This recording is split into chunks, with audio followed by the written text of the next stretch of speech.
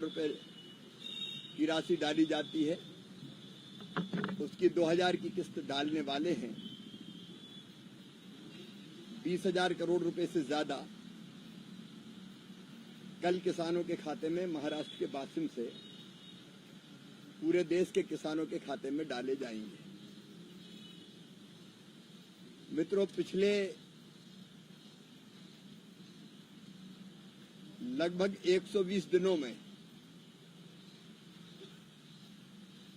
किसानों के कल्याण के लिए समर्पित मोदी सरकार ने प्रधानमंत्री जी के नेतृत्व में अनेकों किसान हितैषी फैसले किए हैं। आप जानते हैं, हमारी 6 सूत्रीय रणनीति उत्पादन बढ़ाना, उत्पादन की लागत घटाना, उत्पादन के ठीक दाम देना, प्राकृतिक आपदा अगर आए तो उसमें भरपाई करना, कृषि का विविधीकरण और वैल्यू एडिशन और प्राकृतिक खेती, किसानों को ठीक दाम मिले, इसके लिए पिछले दिनों में कुछ बड़े निर्णय किए गए। एक फैसला जिसका हमारे तिलहन के उत्पादन पर और उसकी कीमतों पर व्यापक असर पड़ रहा है, वो था कि देश में अब जो तेल आयात होंगे, पहले 0% इंपोर्ट ड्यूटी थी उन पर, लेकिन अब वो बढ़ के प्रभावी रूप से 27.5% हो गई है। सोयाबीन हो, मूंगफली हो, सरसों हो, सूरजमुखी हो, तिल हो, ये हमारे तेल के सबसे बड़े खाद्य तेल के स्रोत हैं। पहले सस्ता पाम ऑयल और बाकी तेल मध्य प्रदेश में आ रहे थे, उसके कारण सोयाबीन वगैरह के दाम भी काफी कम हुए थे। इस फैसले से एवरेज अभी 500 रुपया कुंटल सोयाबीन के दाम बढ़े हैं और बढ़ने का क्रम जारी है। तो एक तरफ इंपोर्ट ड्यूटी बढ़ाकर विदेशों से आने वाले खाद्य तेल को जो लाना चाहते हैं उनको ज्यादा दाम देने पड़ेंगे, उससे हमारी मिलों को, हमारे किसानों को फायदा हो रहा है। और दूसरी तरफ सोयाबीन भी खरीदने का फैसला सरकार ने किया है मिनिमम सपोर्ट प्राइस पर, ताकि ठीक दाम दिए जा सकें। मध्य प्रदेश, महाराष्ट्र, कर्नाटक, जिन राज्यों ने चाहा वो खरीद करेंगे और समानांतर हमारी भावांतर भुगतान योजना भी, अगर कोई राज्यों की मर्जी पर है कौन सी योजना में वो शामिल होना चाहते हैं, वो भी जारी रहेगी। मध्य प्रदेश भी बासमती चावल उत्पादित करता है। अभी बासमती चावल के एक्सपोर्ट पर मिनिमम एक्सपोर्ट प्राइस लगी हुई थी, जिसके कारण एक्सपोर्ट महंगा हो रहा था, तो मिनिमम एक्सपोर्ट प्राइस समाप्त कर दी गई है। अब वैसे ही चावल निर्यात होगा, इससे बासमती के दाम बढ़ेंगे और गैर बासमती चावल पर से भी जो निर्यात पर प्रतिबंध था वो हटा लिया गया है। तो निर्यात के कारण भी धान के दाम बेहतर किसानों को मिलेंगे। प्याज की एक्सपोर्ट ड्यूटी प्याज पर भी 40% थी, वो घटा के 20% की गई है। ये सारे फैसले इसलिए किए गए कि किसान को ठीक दाम मिल सके। अभी कल 2 बड़े फैसले हुए हैं, उनके बारे में मैं आज जानकारी देना चाहता था।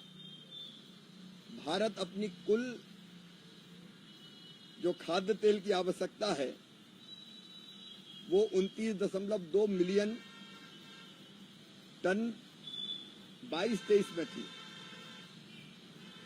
लेकिन हमारे यहाँ जो उत्पादन होता है हमारे ऑयल सीड से वो 12.7 बिलियन टन ही खाद्य तेल का उत्पादन हो पाता है और बाकी मांग पूरा करने के लिए हमको विदेशों पर या आयात पर निर्भर रहना पड़ता है। तो कल एक बड़ा फैसला किया गया है कि आयात पर निर्भरता खत्म करके आत्मनिर्भर हम खाद्य तेलों में कैसे बने, इसके लिए एक राष्ट्रीय खाद्य तेल मिशन तिलहन बनाया गया है। 10,103 करोड़ 38 लाख रुपए की लागत से। हमारे यहाँ अभी जो ऑयल सीड्स हैं उनका उत्पादन काफी कम है और इसलिए उन्नत बीज किसानों को ICAR ये बीज बनाएगा, ब्रीडर सीड, उससे सर्टिफाइड सीड, फाउंडेशन सीड, फिर सर्टिफाइड सीड बना के किसानों को फ्री में उपलब्ध कराए जाएंगे। 600 क्लस्टर इसके लिए पूरे देश में बनाए जाएंगे।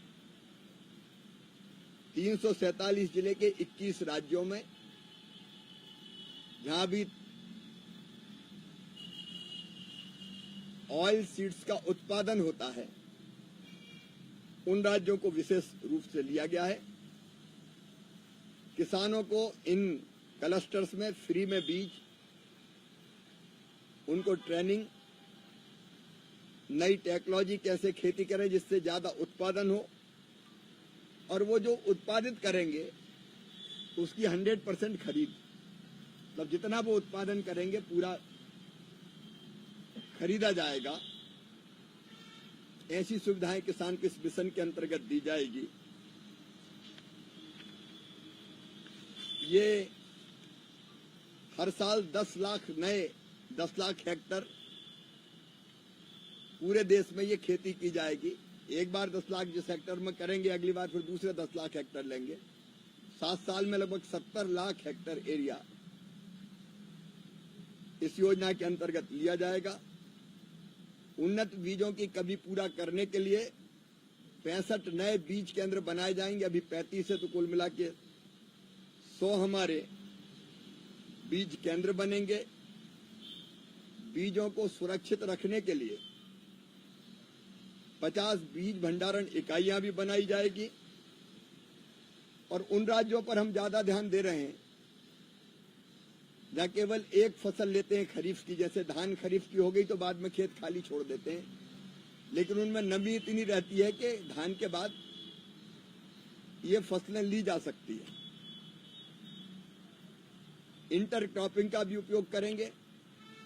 कपास है तो उसके बीच में सोयाबीन, अलग अलग फसलों के बीच में ये फसलें लगाई जा सकती है और पूरी खरीद किसानों से करेंगे। एक बड़ा फैसला ये कल हुआ है, इसका डिटेल भी मैं आपको दूंगा। और कल और 1 लाख करोड़ रुपए की एक योजना को कैबिनेट ने मंजूरी दी है जो किसानों के हित में है और हमारे खाद्य सुरक्षा को भी सुरक्षित करेगी। हमने 2 योजनाएं, एक प्रधानमंत्री राष्ट्रीय कृषि विकास योजना और दूसरी कृषि उन्नति योजना, ये 2 योजना बनाई है। इन योजनाओं में कुल मिला के 1,01,321 करोड़ 61 लाख रुपया खर्च होंगे। इन योजनाओं में मृदा स्वास्थ्य प्रबंधन, वर्षा आधारित क्षेत्र का विकास, कृषि वानिकी, परंपरागत कृषि को बढ़ावा देना, फसल अवशेष प्रबंधन, कृषि का यंत्रीकरण, पर ड्रॉप मोर क्रॉप डाइवर्सिफिकेशन, फसल विविधीकरण, कृषि के स्टार्टअप्स के लिए निधि, ये सब चीजें प्रधानमंत्री राष्ट्रीय कृषि विकास योजना के अंतर्गत और कृषि उन्नति योजना में जो विशेष रूप से खाद्य सुरक्षा सुनिश्चित करेगी देश की, राष्ट्रीय खाद्य सुरक्षा और पोषण मिशन, राष्ट्रीय खाद्य तेल मिशन, अभी एक मैंने जो जिक्र किया राष्ट्रीय खाद्य तेल मिशन तिलहन, वो भी इसी में आएगा। एकीकृत बागवानी विकास मिशन, कृषि विस्तार पर उप मिशन, एनईआर के लिए जैविक मूल्य श्रृंखला विकास मिशन और कृषि विपणन के लिए एकीकृत योजना, डिजिटल कृषि मिशन और कृषि जनगणना अर्थशास्त्र और सांख्यिकी, इस पर एकीकृत योजनाएं बनेंगी। इन योजनाओं को बहुत लचीला रखा गया है।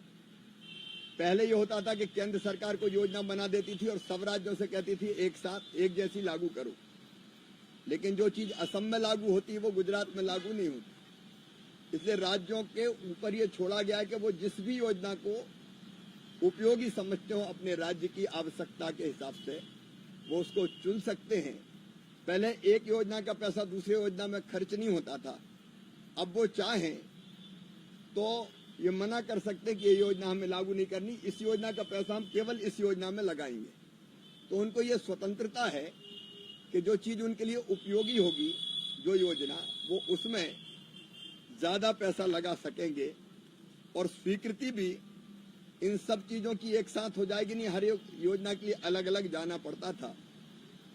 इसके कारण दोनों काम होंगे, एक उत्पादन बढ़ेगा, किसानों की आय बढ़ेगी, दूसरे हमारी खाद्य सुरक्षा को हम सुनिश्चित करने का काम करेंगे। क्योंकि कल ही ये फैसला कैबिनेट ने किया तो मुझे लगा कि विस्तार से, बहुत विस्तार में तो मैं नहीं गया, लेकिन कम से कम किसानों तक ये बात पहुंचे कि ये योजनाएं हमारे लिए लागू की गई है।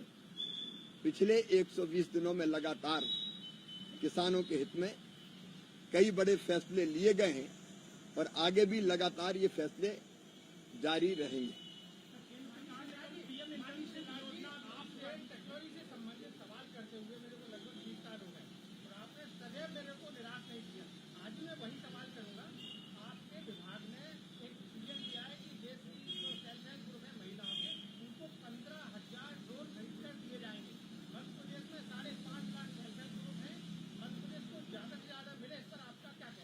पहले तो मैं डिजिटल बात आपसे कर लूं। आपको जान के प्रसन्नता होगी कि डिजिटल कृषि मिशन, डिजिटल एग्रीकल्चर मिशन अभी कैबिनेट ने स्वीकृत किया है। उसके बहुत फायदे होंगे। फायदे ये होंगे कि अभी रेवेन्यू का अमला किसान की हर चीज का रिकॉर्ड रखता है। कई बार रामलाल की जमीन श्यामलाल के नाम हो जाती है, रामलाल को पता ही नहीं चलता क्योंकि आदमी करता है। अब ये सारा डिजिटाइज कर देंगे तो ये हेर फेर ऐसा हो नहीं सकता रिकॉर्ड में किसी भी हालत में। दूसरे, अभी ओले गिर गए तो पता चला जिसके यहाँ गिरे उसका नुकसान ही नहीं आया, जिसके यहाँ नहीं गिरे उसको फायदा मिल गया। कई बार ये शिकायतें आती है। अब डिजिटली ये किया जाएगा रिमोट सेंसिंग के माध्यम से कि अगर नुकसान हुआ तो वास्तव में कितना हुआ है। कोई फसल अगर बोई है तो फसल बीमा योजना में कई बार ये पता चलता था कि यहाँ तो ये फसल ही नहीं थी। अब फसल बोते समय ही जैसी फसल आएगी उसके फोटोग्राफ, वीडियो बना के अपलोड कर दिए जाएंगे इस मिशन के अंतर्गत, तो कोई हेराफेरी संभव नहीं होगी। तो डिजिटली टेक्नोलॉजी का उपयोग करते हुए किसान को जितना लाभ दिया जा सकता है उतना लाभ देने के प्रयत्न लगातार जारी है। सेल्फ हेल्प ग्रुप के अंतर्गत ही ड्रोन दीदी, ये कल्पना है, दीदियों को ट्रेनिंग भी दी गई है, दीदियां कई जगह बहुत सक्सेसफुली काम भी कर रही है। तो मध्य प्रदेश को भी पर्याप्त मात्रा में ड्रोन दिए जा रहे हैं। ड्रोन में एक समस्या आई थी, बैटरी जो उड़ाने वाली है उसका समय काफी कम था और इसके बाद एक बैटरी अगर डिस्चार्ज हो गई तो बहनों को ड्रोन दीदी परेशान रहती थी कि अब करें क्या। तो अब एक नहीं 5 बैटरी ड्रोन दीदी को देंगे ताकि एक डिस्चार्ज हो जाए तो जब तक वो चार्ज हो उनके पास विकल्प हो तो वो लगातार ड्रोन उड़ा सके। ये अभी अभी ध्यान में आया, इसलिए रास्ता निकाला।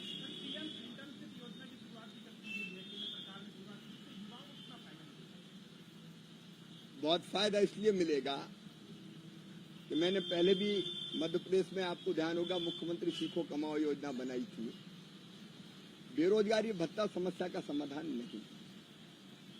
नौजवानों को हम पैसे दें लेकिन उसके बदले में काम सिखाएं। इंटर्नशिप करने जाएंगे तो वो काम सीखेंगे, तो काम सीखने के दौरान राशि आएगी, लेकिन काम सीखकर उनको परमानेंट जॉब मिलेगा। इसके लिए बहुत उपयोगी। तो दो योजनाएं हैं, कृषि उन्नत योजना और प्रधानमंत्री कृषि विकास योजना।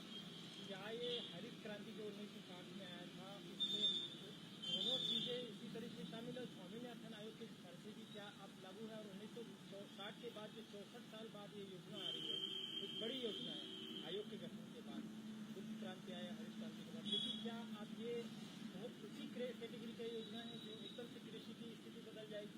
देखिए, निश्चित तौर पर जो अलग अलग है, जैसे मैंने एक डिजिटल एग्रीकल्चर मिशन की बात की, वो भी इसी का अंग है कि अब हम टेक्नोलॉजी का इस्तेमाल करें।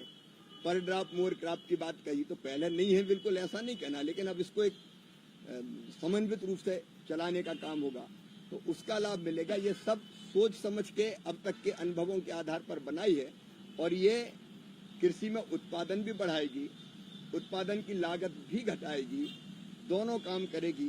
तो किसान को भी लाभ होगा, और हमारी खाद्य सुरक्षा, कई चीजों में अब दालों में हम आयात करते हैं, तिलहन हम आयात करते हैं, तो हमारी आत्मनिर्भरता इन फसलों में बढ़ेगी। सर, मेरा सवाल ये था कि आप तमाम अच्छी योजना बना रहे हैं, तमाम अच्छे निर्णय कर रहे हैं, उसके बाद में भी आए दिन भी किसान लोग हैं वो कहते हैं हम आंदोलन करेंगे, तो कांग्रेस पार्टी मोदी का साथ देती नजर आती है, माहौल बनाने की कोशिश की जाती है, तो कभी कहाँ जाती है?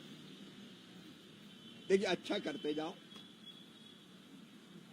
और किसानों के बीच रखते जाओ। मैं तो हर सप्ताह किसानों से मिल रहा हूँ, तो किसान भाई आते हैं, अलग अलग किसान संगठन आते हैं और वो योजनाओं की प्रशंसा भी करते हैं। लेकिन लोकतंत्र है, लोकतंत्र में अपनी आवाज उठाने का विरोधी दल को भी हक है, और किसान भाई बहन अपने लिए तो भगवान है, उनकी सेवा भगवान की पूजा है। तो जो कहते हैं सुनते हैं, और जो बेहतर से बेहतर होता है करते हैं। लोकतंत्र में मैं समझता हूँ लगातार जारी रहता है, लेकिन विरोध पक्ष केवल खुद ने कुछ नहीं किया। मैंने तो लोकसभा राज्यसभा दोनों में बताए। अगर आप कहें तो मैं एक ही उदाहरण आपको देता हूँ, लंबी बात नहीं करूंगा क्योंकि झारखंड मुझे पहुंचना है। पंडित जवाहरलाल नेहरू जी का मैं आदर करता हूँ, मैंने राज्यसभा में भी कहा, लोकसभा में भी कहा, लेकिन लाल किले की प्राचीर के सारे भाषण मैंने पढ़े। मैंने कहा किस प्रधानमंत्री और कृषि मंत्री ने क्या क्या कहा, पढ़ तो शिवराज, तो पता चलेगा कि किसका सोच क्या था, कितने आगे बढ़े, कितना रह गए। मैं सबके भाषण पढ़े। पंडित जवाहरलाल नेहरू जी ने खुद लाल किले की प्राचीर से जो भाषण दिए, 3 अपवाद है 17 साल में, एक आध बार कैजुअल नाम ले लिया, बाकी खेती किसानी का कभी नाम ही नहीं लिया। कांग्रेस की प्राथमिकता कभी ना खेती रही ना किसानी रही। आप तुलना करके देख लें, जब कांग्रेस की सरकारें थी या जहां राज्य में है, कितना एमएसपी पे उनने खरीदा। मध्य प्रदेश के आंकड़े निकालने, कितना एमएसपी पे खरीदते थे।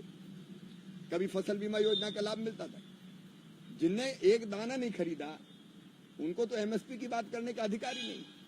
हमने एमएसपी की दरें भी बढ़ाई है, खरीदी भी सुरक्षित की है। मैं मध्य प्रदेश के किसान भाइयों को आपके माध्यम से कहना चाहता हूँ, मसूर, उड़द, चना पूरा का पूरा खरीदेंगे। ये तो कभी खरीदते ही नहीं थे।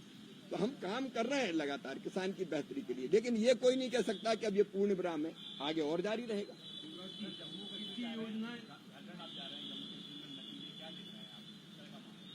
मैं जम्मू कश्मीर में सभाओं में गया, मुझे माहौल बहुत अच्छा लगा और मुझे पूरा विश्वास है कि भारतीय जनता पार्टी में सरकार बनाएगी।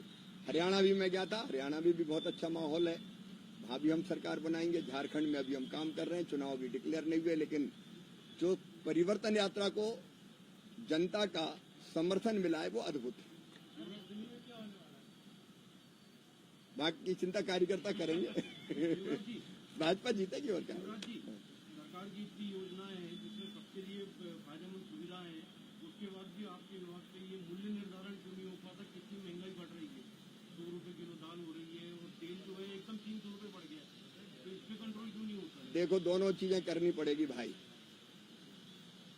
किसान को भी जिंदा रखना पड़ेगा, नहीं वो खेती का को करेगा, फिर जो मिल रहा है वो भी खाने नहीं मिलेगा। किसान को भी जिंदा रखना पड़ेगा, और सरकार ने एक व्यवस्था की है गृह मंत्री जी की अध्यक्षता में एक कमेटी है जो लगभग हर 15 दिन में बैठती है और कीमतों का विश्लेषण करती है। तो इसलिए हम बफर स्टॉक बना रहे हैं, प्याज का, आलू का, दाल का, चावल का बफर स्टॉक इसलिए बनाए गए कि अगर बाजार में महंगाई बढ़ जाए तो हम जनता को सस्ता उपलब्ध करा सकें या रिलीज कर सकें। आपको एक पक्षी सोच से काम नहीं चलेगा। आपको किसान को भी लाभकारी मूल्य देने पड़ेंगे और जहां जरूरत पड़े वहां उपभोक्ता को भी राहत देने के लिए बफर स्टॉक बना के व्यवस्था करनी पड़ेगी। दोनों काम सरकार कर रही है।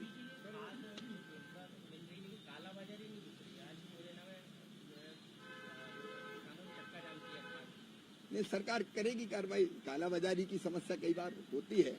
इतना जरूर हुआ था कि रूस और यूक्रेन के युद्ध के कारण जहाज बहुत घूम के आते हैं, रूट बदल गया, 18 दिन ज्यादा लगते हैं, समय ज्यादा लगता है, ट्रांसपोर्टेशन के कारण पैसा ज्यादा लग रहा था। तो अभी 2625 करोड़ रुपया, 2625 करोड़ रुपया का एक स्पेशल पैकेज प्रधानमंत्री जी ने दिया ताकि खाद की कीमत न बढ़ पाए।